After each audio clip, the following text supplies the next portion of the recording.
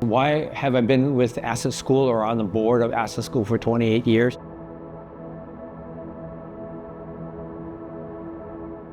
Two of my sons went to Asset School. The first one, Gregory, started off in kindergarten, and Asset was the right school for him because he had a real extreme case of ADHD. You know, what's happening with this kid? Because he was the most happy-go-lucky kid, loved life, seemed to be very bright to us, but yet couldn't get along in preschool. I really considered stopping work and actually was thinking about going back to medical school to try to figure out what the heck is going on with this kid. My youngest son, Eric, as it turned out, has dyslexia. So both sons has specific, unique, different environments that they needed to foster their education. With my son, Gregory, what we discovered was that he was a very fast learner. And in fact, while he was being kicked out of preschools before finding Asset School, he progressed so fast at Assets that he was reading a lot, writing his own computer programs when computers were just brand new. I mean, they were very new. And he started selling his own homemade computer games to his classmates. Now, I'm not sure you're supposed to be selling things to classmates, but he actually wrote his own programs and started selling them to his classmates. Darn, we should have kept him in that business. He would have made a fortune. My thinking differently has really been my actual superpower in my life. I have several graduate degrees, including a doctorate, and I don't think any of them have had as big of an impact on my life as Assets. And in a way, he's the most like me. Very, very logical, incredibly analytical, very sharp, but can't sit still. You know, something's always happening with him.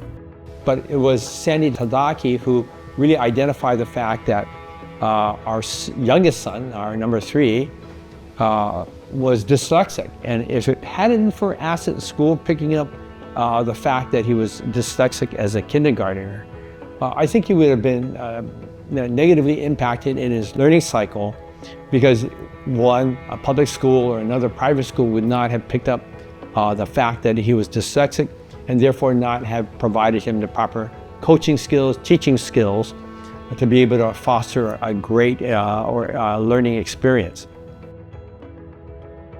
My earliest memories, I think when I was with my dad, I was writing or learning how to write, and I was writing from right to left versus left to right. And so he obviously knew that I probably had some sort of learning disability. So that was interesting. And then when people ask, like, what are the different coping mechanisms that I use in my life today that I picked up to cope with ADD and dyslexia, being in Assets taught me a lot of skills from a very young age that it became so natural to me that I don't even think about it, but I do today. Eric is the only one in our family that doesn't have an MBA, but has his master's in finance, which I think is even a bigger challenge than what you would normally find in the typical MBA type crowd. That's probably one of the key messages that we have for why we support Asset School, and that's because it needs to provide help for these kinds of students that really need and thrive in this type of an environment. You know, as a mother of 3 young children, it's incredibly reassuring to have a school like Assets in our community. All of our kids are so different, and they're going to need different resources. And having the expertise of the teachers here at Assets, the small classroom size, the high touch, that our community is so lucky to have Asset School. The cost of educating a child is not what you're just simply paying on the tuition. The tuition only pays a small fraction of what it actually costs.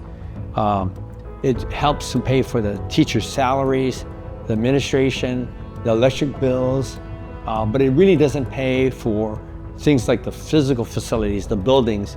The school has to go out and raise that money to provide for a lot of those types of fixed asset improvements. There's a lot of wear and tear on the buildings, and a lot of that has to be covered by fundraising. The purpose of this giving program that the ASSET School has right now, 100% of the fundraising they do, from illuminations and all the other fundraising activities, 100% of it goes to lowering or providing scholarships or tuition assistance for the students. And there are parents that are very, very grateful of the money that is raised. And if you were to see all the letters we receive as trustees from the parents of the children, it's incredible. I think it's fantastic that we have a school like ASSETS in the community.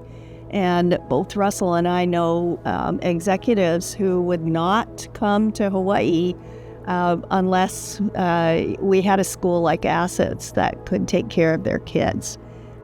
And I just absolutely love what Ryan has been doing in taking ASSETS into the community and now helping other schools and teachers learn how to teach to kids with learning differences. I've seen the school turn kids' lives around. Kids that absolutely hate school, don't want to go to school, and could easily end up, in alternative care. Once they come to ASSETS somehow turns on their light bulb and love for learning, and I frankly think it saves kids' lives, and so everyone should have that opportunity to come to a school like this.